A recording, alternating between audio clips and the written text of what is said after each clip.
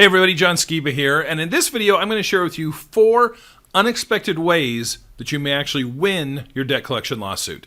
But first, if this is your first time here to my YouTube channel, go ahead and click subscribe, check on that little bell, that way you'll be notified each and every week when I put out new videos with information to help you deal with your serious debt problem. Alright, let's talk about debt collection lawsuits and some of the unexpected ways that you may actually win your case. Now, usually, we talk a lot about really substantive things like the evidence, whether the junk debt buyers can prove their case, the evidentiary rules, whether the statute of limitations is expired.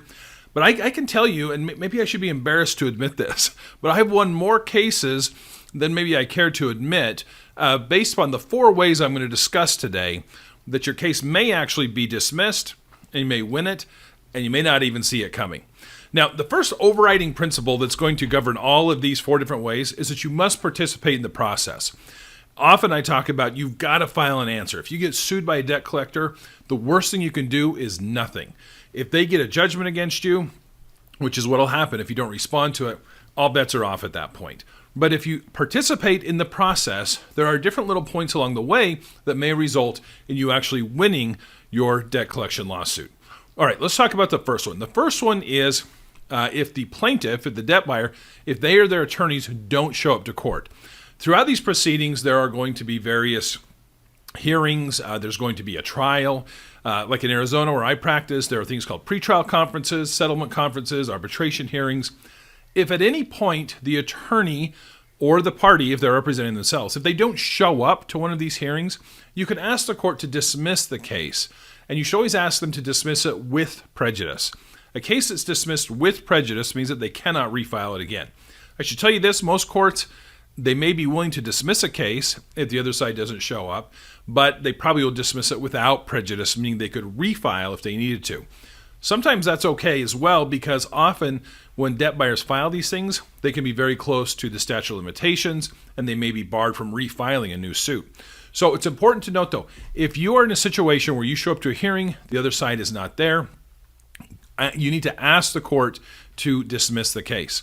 And often I bring it up because sometimes you'll run into situations where the judge will just want to reschedule it or set it for another date.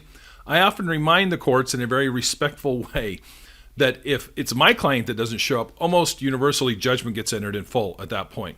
So you need to be respectful but insistent that, hey, if the roles were reversed here, we think that judgment would be entered. Likewise, if they don't show up, the case should be dismissed. The second thing is requesting telephonic witnesses, or objecting to it, I should say. The other side is going to request for telephonic witnesses to appear at trial.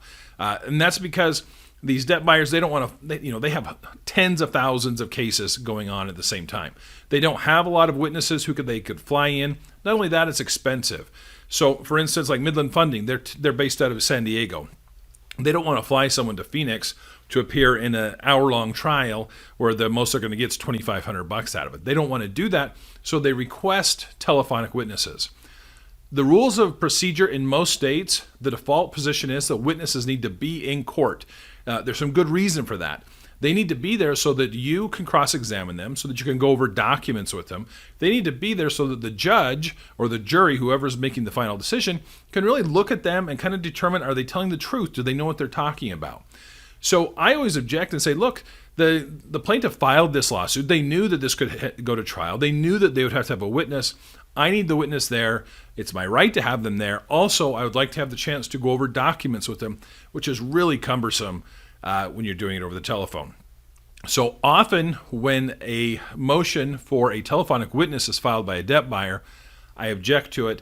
If the court grants it, or if the court denies it and says, nope, they got to be here in person, often I've seen the debt buyer be willing to settle the case for very low, and at times just dismiss the whole thing altogether.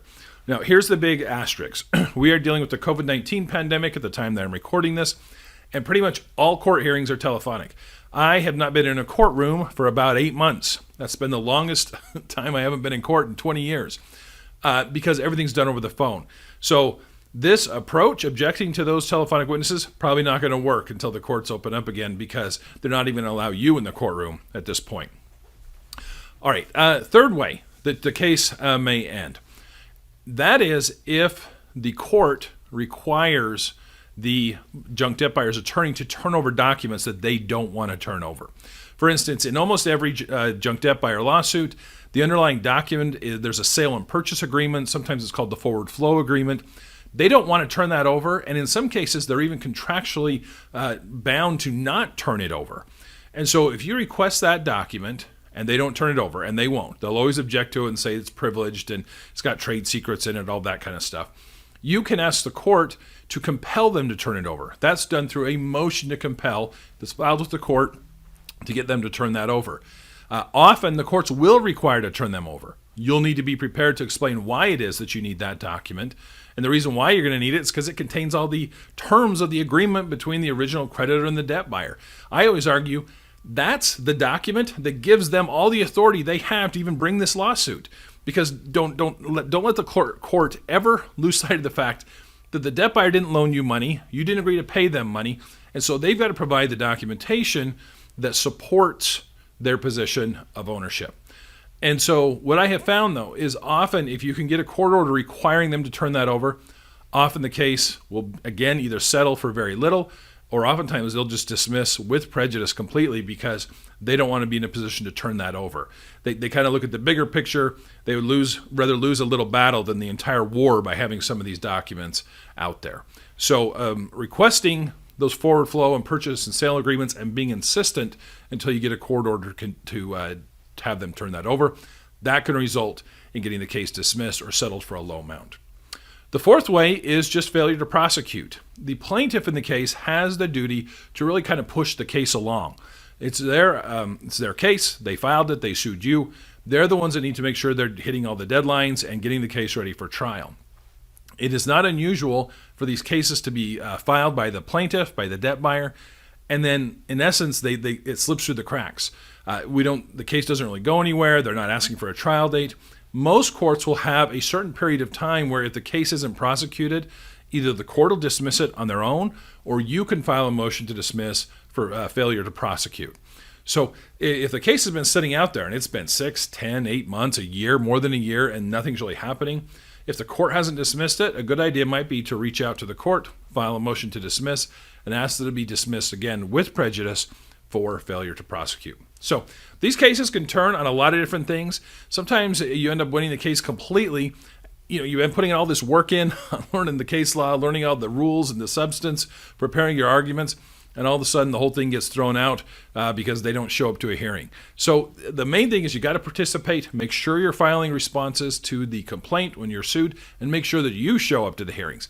That's the inverse of this. If you don't show up, your case is going to be over real quick. So hopefully that helps you as you continue to battle out in those debt collection lawsuits. I appreciate you watching today.